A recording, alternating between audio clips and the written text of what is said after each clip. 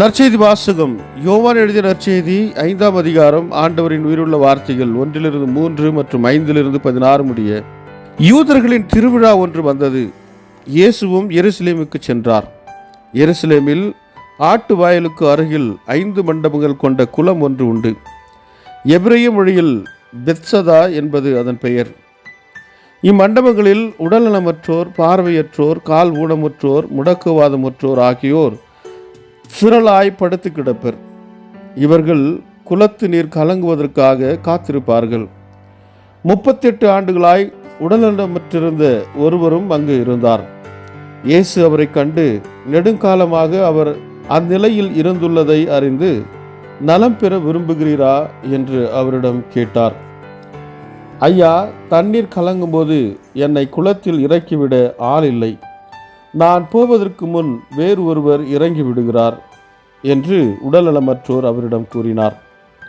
இயேசு அவரிடம், எழுந்து உம்முடைய படுக்கை எடுத்துக்கொண்டு நடந்து செல்லும் என்றார். உடனே அம்மனிதர் நலமடைந்து தம்முடைய படுக்கை எடுத்துக்கொண்டு நடந்தார்.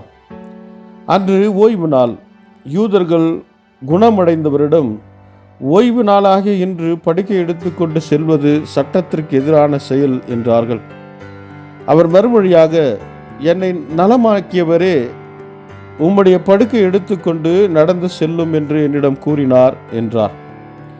படுக்கை எடுத்துக்கொண்டு நடந்து செல்லும் என்று உம்மிடம் கூறியவர் யார் என்று அவர்கள் கேட்டார்கள். ஆனால் நலமடைந்தவருக்கு அவர் யார் என்று தெரியவில்லை. ஏனெனில் அவ்விடத்தில் மக்கள் கூட்டமாயிருந்ததால் இயேசு அங்கிருந்து நழுவி போய்விட்டார். பின்னர் இயேசு நலமடைந்தவரை கோவிலில் கண்டு, இதோ பாரும், நீர் நடமடைந்துள்ளீர். இதைவிட கேடானது எதுவும் உமக்கு நிகழாதிருக்க இனி பாவம் செய்யாதீர் என்றார். அவர் போய் தம்மை நலமாக்கியவர் இயேசு என்று யூதர்களுக்கு அறிவித்தார்.